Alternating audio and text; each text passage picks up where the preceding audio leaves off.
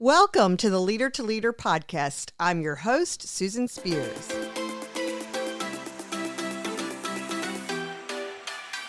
Our guest today is John Palmer, lead of IT support at the Stafford County government here in Virginia. John, welcome to the podcast.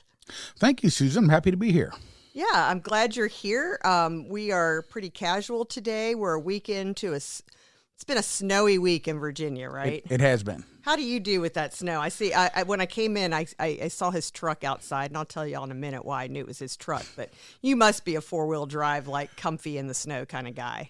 I don't mind getting out in the snow. When I was younger, I probably was more gung-ho about it. Now that I've gotten a little bit older, I'm more content to sit back and just kind of watch it snow with the dog and in my lap in the recliner. Nice. Nice. Well, we can talk about some of those things about how things have shifted, too, on our ability to be home during those times a lot now, depending on our roles. But let me tell our listeners a little bit about you. I have this great bio sent over from our friends at Stafford County. And shout out to Shannon if you happen to listen to this. You know who you are.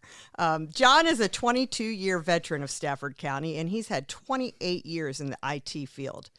As the lead of IT support for Stafford County government, he oversees multiple efforts, which is like the IT help desk, asset management, customer service. That's just such an important component of anything. And this is one of the best people to have in a role like that, because knowing John like I do, he is so go the extra mile caring about other people.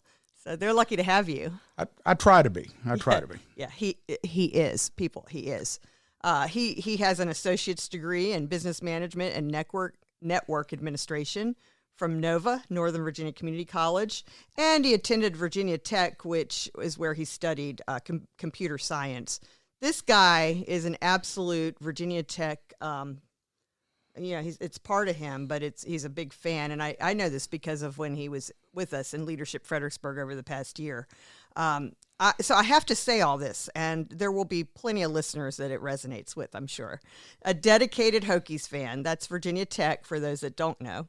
And he is very active with the Fredericksburg Hokies alumni chapter.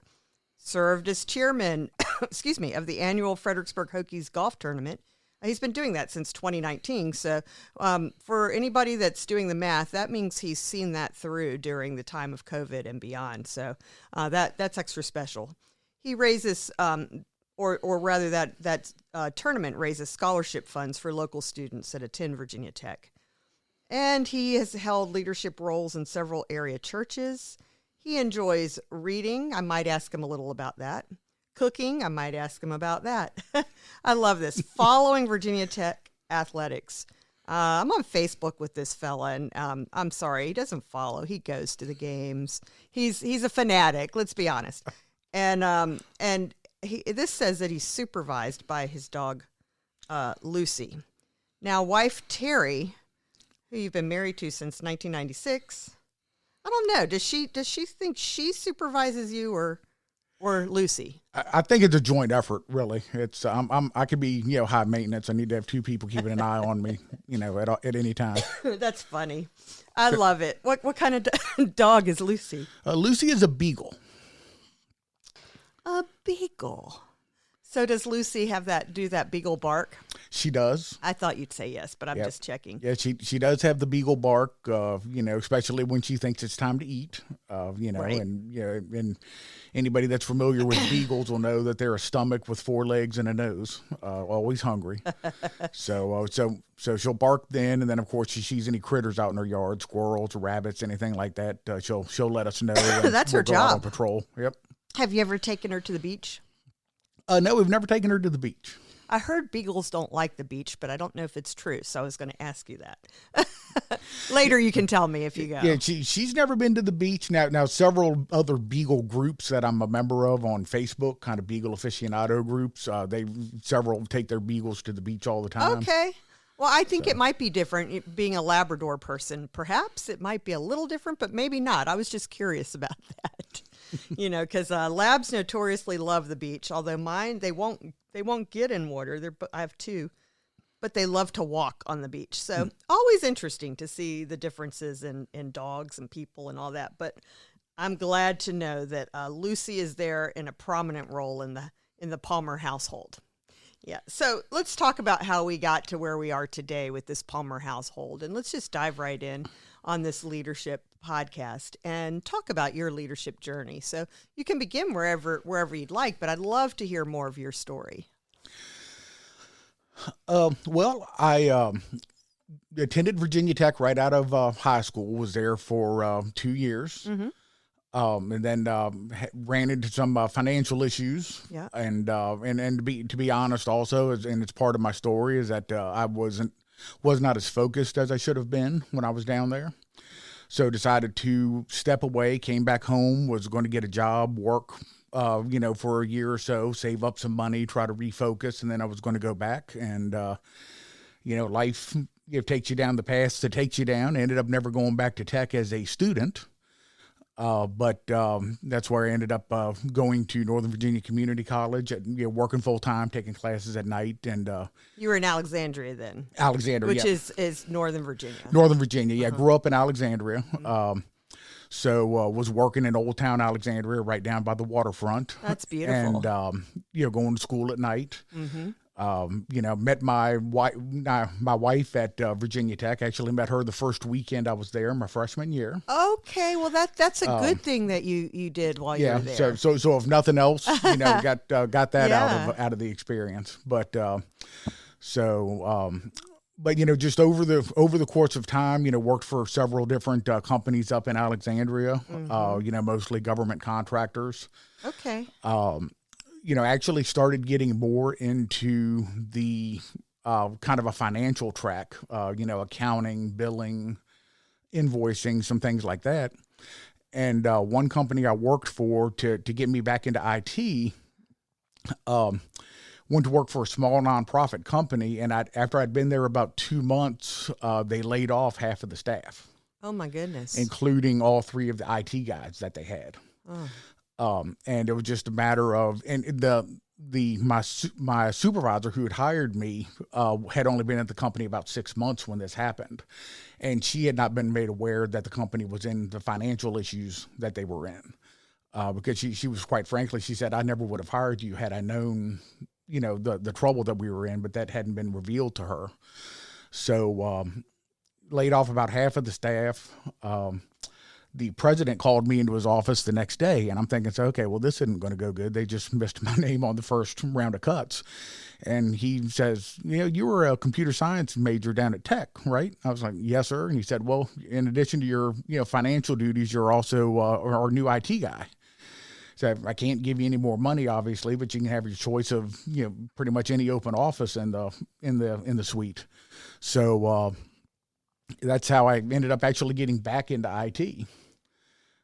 Stayed with them until the company started out at about 200 people. Like I said, they laid off about half of them. By the time I left, they were down to, I think, 12 full-time people. Goodness. They're in the process of shutting down at that point. And so I was able to transition out, got a full-time IT job, actually with Hildreth Moving. Oh, right. That's in Stafford. Yep, right down here in Stafford. So that was nice because went from commuting from North Stafford to Alexandria, which was about an hour and a half a day, depending on traffic, to You're doing about the 15 opposite minutes. Commute, right? Right. Yeah. Mm-hmm. So I was at Hildreth 4.5 years, and then went to Stafford County and been there 22 years. Yeah, and so for folks listening, tell them how big that kind of is, the Stafford County government, so they can get an idea of what your role encompasses.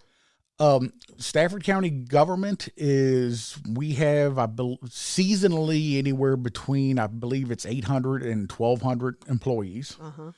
And I say seasonally, obviously, our Parks and Recs department is a big part of that. In the summertime, they staff up for a lot of the summer programs, aquatics, summer camps, and all of that, right. For our citizens. But we have about 800 full-time permanent employees. From an IT perspective, Stafford County is, it's a decent sized county geographically. We have our main campus, which is our courthouse building or administration building, public safety.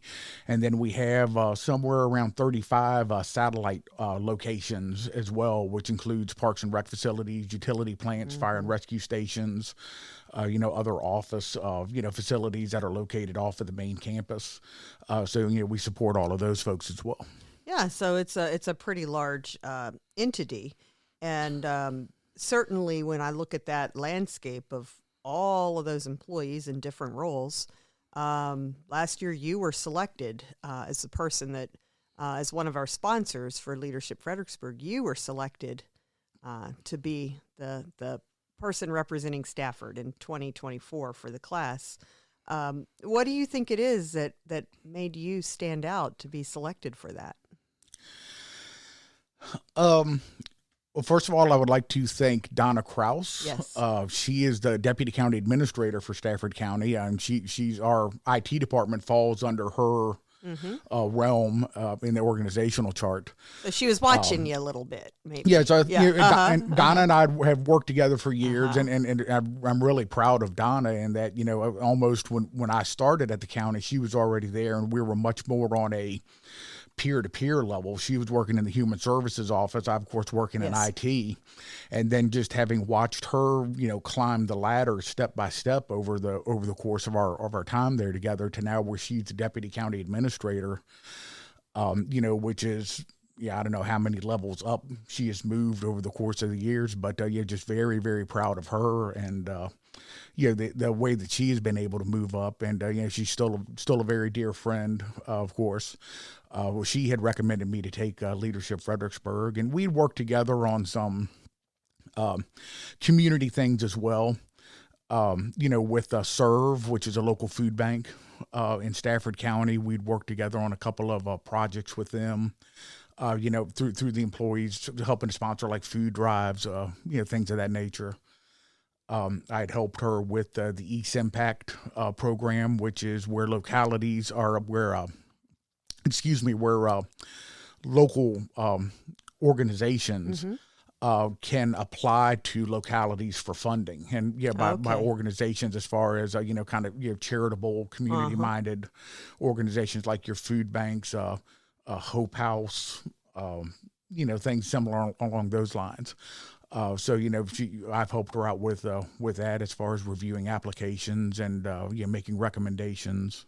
So that's a step beyond like the average. I'm here to do this job, and here's the boxes I check in the role of the job, and then the pieces where people stand out and shine are when they have that extra part that says, and how can we support our community?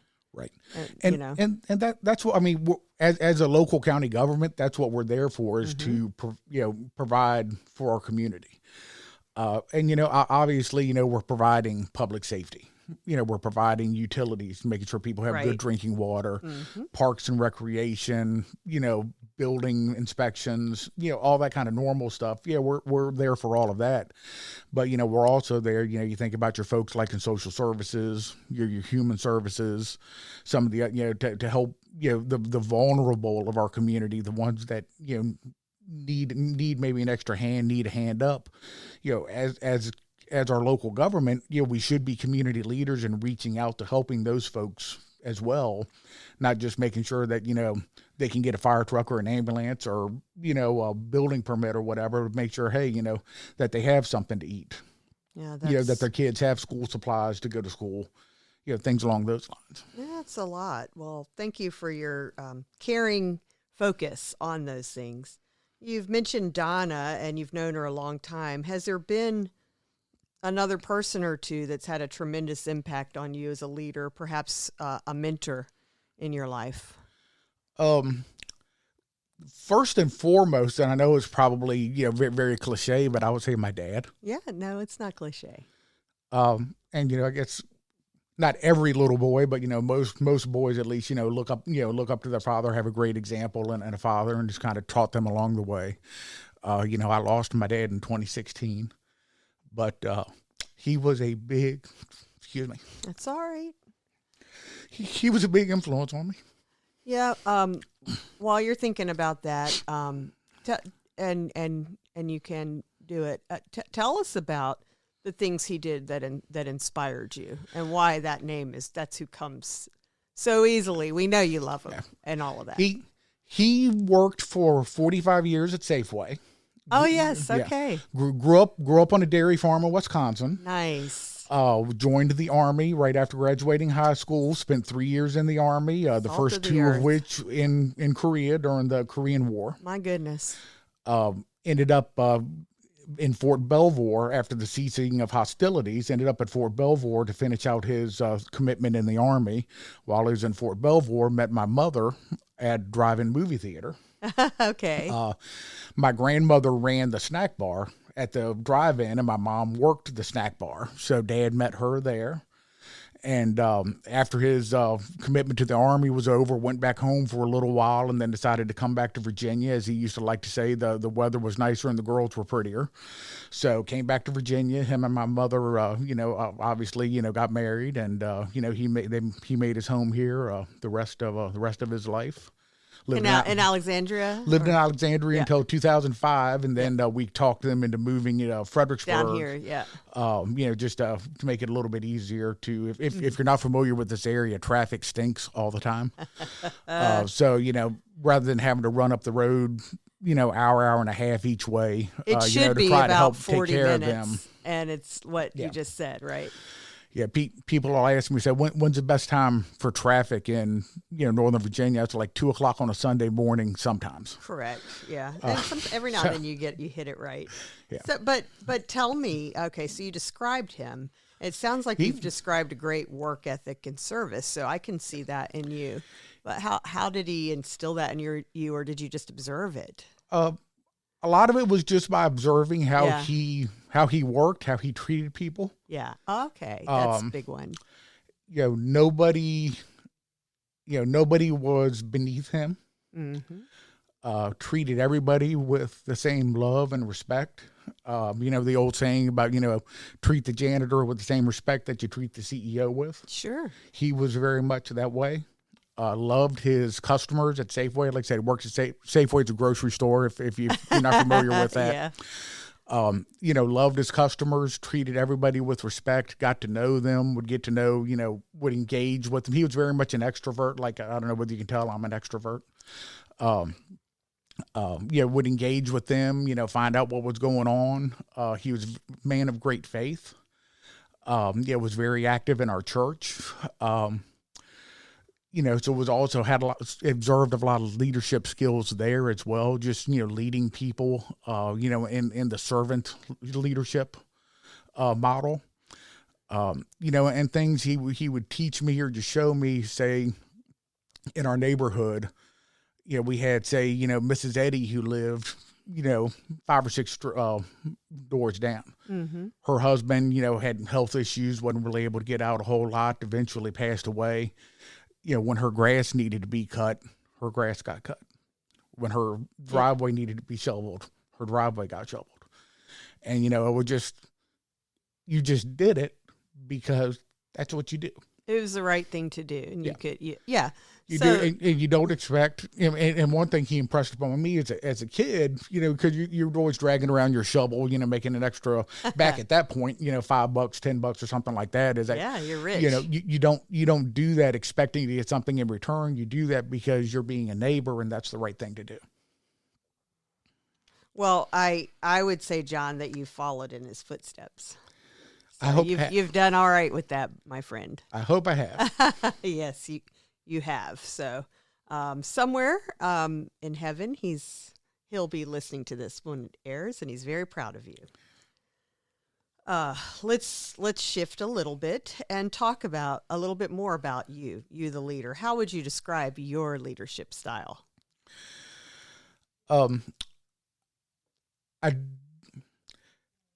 I do try to be, professionally anyway, as far as IT goes, I do try to be a caring leader. I try to, get to know the folks that report to me, both professionally and on a personal level. I like to mentor them in any way that I can, like to coach them, in any way that I can. It's been an interesting journey, and trying to be more intentionally trying to be more hands off to let them be more hands on. For example, IT wise, you know, I'm a relationship builder, so I like to build relationships with my users as well. Yes. So I'm not just coming to unjam your printer, but while we're there, we might chat a little bit, and while I'm waiting for your laptop to reboot, I may, hey, how's your husband doing? How are the kids doing? Something like that. Just to kind of build those relationships. Well, when you build those relationships, I found myself becoming almost possessive of my users, as far as, okay, Susan and I have worked together for years, and I really like Susan, and she's having this problem, and I want to take care of her. But at the same time, as a leader, I know that the guys that are working for me need to have that opportunity to go out and get that experience, to help users, help solve problems, to build their experience base, build their knowledge base, help them build relationships with their users. So what I have to do is that, even though I adore Susan and I want to make sure her problem's taken care of, is to step back and say, well, let's let this guy go take care of Susan, and and trust her, computer issues to one of my other guys to go out and to take care of that. And and that letting go of that was actually something that was a little bit of a challenge that I've gotten a little bit better at. But it's and maybe it's a little bit of ego in that, well, there's no way they can take care of of her as well as I can. It's like, oh no, they can. They just need to have the opportunity to step out and to do that. So trying to give them the opportunity to shine, give them the opportunity to learn. With them being, level 1 help desk techs, they're younger guys, in their early to mid 20s. So they're learning. And I can think back to when I was that age. I'm 52 now, so I can still remember back to my mid 20s most days. But the folks that also, took that time to invest in me also, to let hey, I see this. I see this ability in you, and let's do what we can to help develop it. Let's do what we can to help, set you up for future success, because these guys are obviously not going to be level 1 help desk techs for 30 years and retire. They're going to one of the first guys that worked for me for about a year has already been promoted to another position, in a different team within the IT department there at the county. So, these are guys that are going to be here, maybe for a year and a half, 2 years, and then they're going to, move into another position, move into a more experienced role. So, just kind of helping to build that base with them, and, helping to launch them hopefully into their career. So that way, 25 years from now, when they're sitting in my seat, or sitting even in a assistant director seat or a director seat, or what have you, that, they're going to, hopefully they'll look back, fondly, and remember, the investment that was made in them, and then they'll turn around and make that same investment in the next generation that's coming along. Oh, that's a nice mindset there. How does it, with a personality like yours, it's so supportive and lifting, how do you manage when you need to hold people accountable? It's still a little tough. It's a work in progress. Yeah. I've been very fortunate so far in that, we haven't really had any severe issues that we've had to address. But there have been some times where just had to bring some guys in, sit them down, and just kind of, hey, let's talk about what happened here, and what can what happened, why did you make that decision? Why did you do this? Why did you not do that? And, and I think that's where kind of the coaching and the mentoring maybe comes in. It's all like, okay, well, what did we learn from this experience, that we can take, and next time this comes up. Coaching and mentoring, and you kind of mix the crucial conversation in the middle of it. Yeah. Yeah. And it's, we're all going to make mistakes. I mean, no matter, how experienced we are, no matter how well-meaning we are, we're all going to make mistakes. And the key is just not to make the same mistake twice. So when you're thinking about all of that, what's the toughest part for you overall every day as a leader in your field?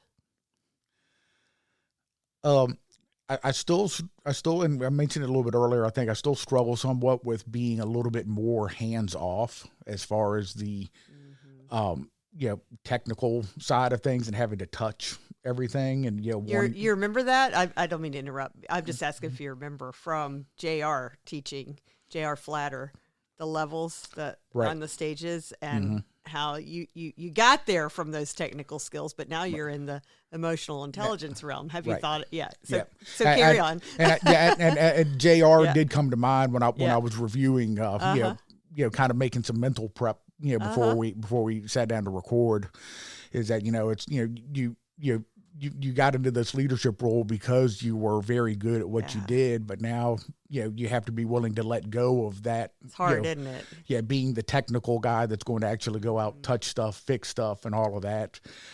So I still struggle with that. So I'm getting a little bit better with that. And a lot of that's come to with, the comfort and familiarity with the guys that work for me. Right. And trusting them more, to go out and take care of things.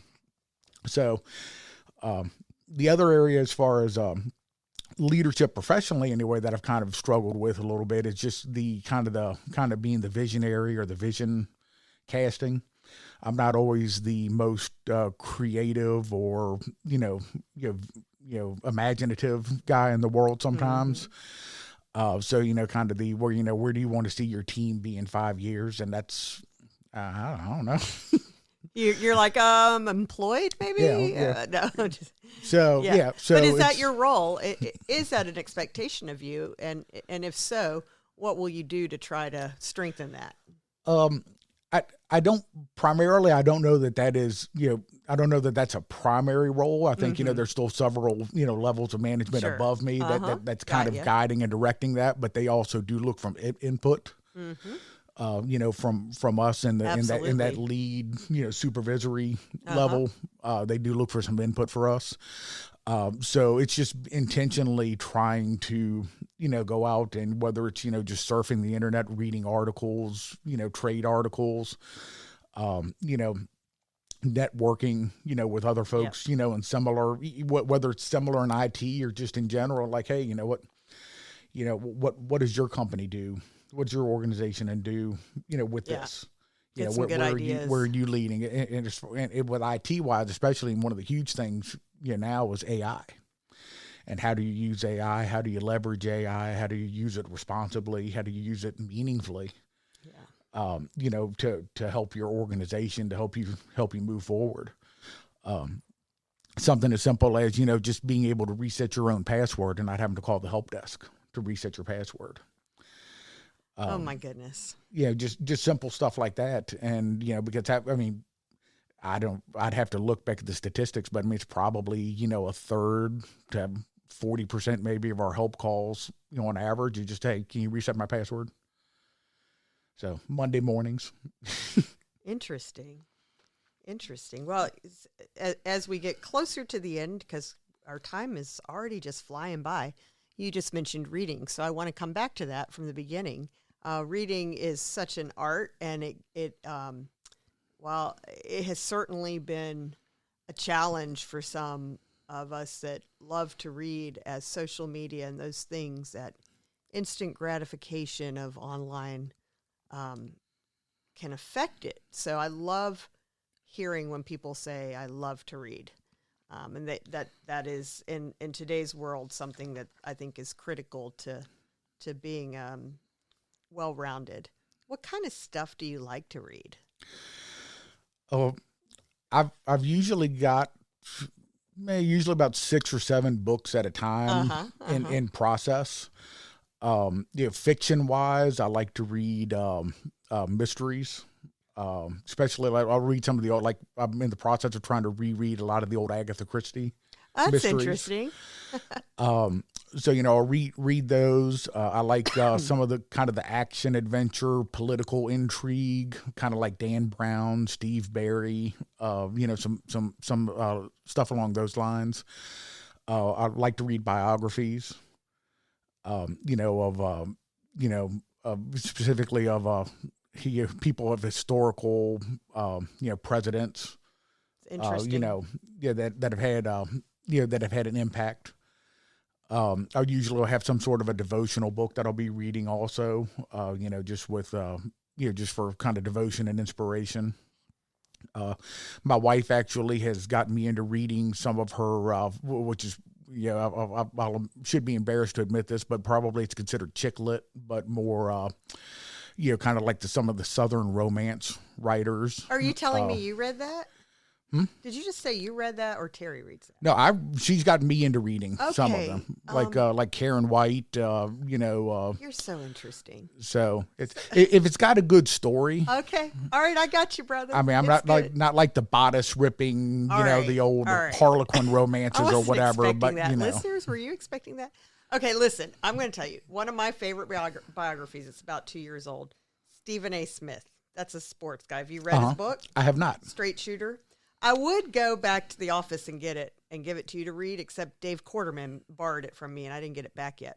I recommend that one. Do you like him or hate him? Because Stephen A. is, on ESPN and all that can be he can be off-putting at times, but he is very thoughtful. He is very he does his job. It's to make people talk, make people think. His book is really good. I love him. One of the reasons that he resonates with me, as I recommend his book, Straight Shooter, is because he's Gen X. I'm Gen X. He's a year or two younger than me. And I think that even though he grew up in New York, very poor in what you would consider the projects, I guess, and I grew up in Fredericksburg, Virginia, with a dad that was a school principal at the time and very different lifestyle. It was still the same worldview. East Coast, United States, same music, same TV and technology changes and all in the world. So that makes you kind of see the world the same way, when you meet people around your age. And so big values of folks in that time frame, like Stephen A. and myself, are things like civility and discourse. And he's done great with it because on the one hand, his personality became the one that was the shouter and talks about sports. And anybody that's listening that just tuned out because they don't know who we're talking about, that's what his main claim to fame is, from commentating on sports analysis, and also having partners where he did shows like there's two of us here right now, but we're not disagreeing about anything. But they purposely take a point on a team or a sports issue, and they kind of banter about it. What I always liked about him is that he really, even though he had that personality, a big piece he talks about, particularly on his podcast, is civility and the ability to debate and have different issues and still be best friends. So I really like his book and enjoyed his story. He draws you right in. He begins the book by talking about his mother passing away, and you're drawn right into the story and wanting to know about all his siblings and what's going on there. Right. So I don't read as much as I used to read, and I'm working on that, to tell you that.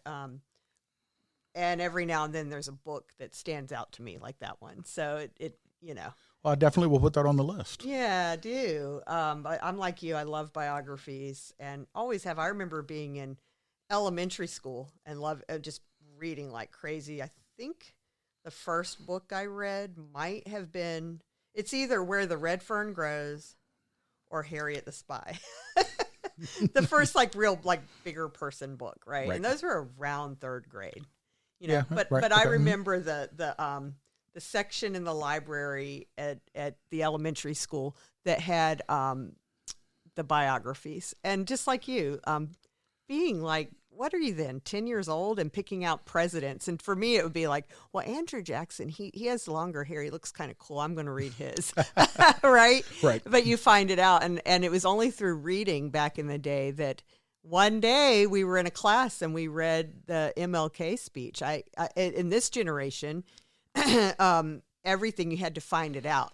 Right. Because we didn't have access to information the way you do today. Right. And so you kind of had to go explore and find it. Right. And there wasn't an MLK Day, and you'd heard of him, but you didn't know the whole story. So I think that art of exploring and diving deeper that you get in that word is important. So, yeah. I think it is, and just having that curiosity to wonder, what we know George Washington was the, one of the founders of the country, was the first president, what made him, what formed him to become that person. Right. To be that leader, be that visionary to, hey, me and my friends created a country, And it's still here. Yeah. It's pretty amazing. Yeah. Yeah. Do you have a favorite book, or I know you probably have many, but what would stand out that you'd recommend? Probably one of the more impactful books when I was younger, and I go back and I read it, periodically again, is To Kill a Mockingbird. Oh, what a great story! Excellent. And just the a couple of the lines in that book. Yes. The only thing that doesn't abide by majority rule is your own conscience, and to truly understand something from another person's point of view, you have to get into his skin, right? Pull his skin around you and understand it from his point of view, right? And that goes back to, I think, what you were talking about with Stephen A. is just civility, and being able to have a civil discourse with friends or colleagues on. I mean, in this day and age, it seems like everybody's always yelling at everybody. Especially if you turn the TV on. Where there's everything just seems so. I don't know that it's actually as polarized as it seems to be if you watch the mainstream media, but just seems like everybody's always just yelling at each other. Where just like, hey, just sit down, relax. Hey, let's have a cup of coffee, let's have a beer, whatever, and let's talk about reasonably why you think we need to paint the foyer blue, and I think we need to paint it beige. And let's just have a civil discourse about what are we thinking, what are our real differences, and maybe we'll agree at the end of the day, maybe we'll agree to disagree, but at least we've had that conversation.